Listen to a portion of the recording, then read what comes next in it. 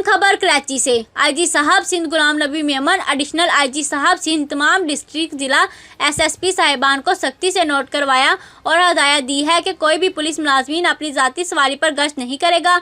अगर किसी मुलाजिम ने अपनी सवारी गश्त के लिए इस्तेमाल की तो मेरे हुक्म की हुक्म अदुली की, और अगर कोई हेड महरर, एसएचओ या थानेदार ने किसी मुलाजिम से कोई चीज़ मंगवाई और पैसे अदा ना किए, या कोई हेड महरर ने किसी मुलाजिम की रेस्ट बंद करे, या थाने का मुंशी या कोई भी स्टाफ किसी मुलाजिम से किसी तरह की डिमांड करे या तलक कलामी करे तो ये किसी सूरत बर्दाश्त नहीं करेंगे। इस सूरत में किसी मुलाजिम को कोई भी मुश्किलात का सामना हो तो मेरे नंबर पर मैसेज करे। IGP को 0343 51 42 770, 0316 26 66 322, 0394 22 176। मज़ीद खबरों के लिए देखते रहें हिमायती न्यूज़ HD।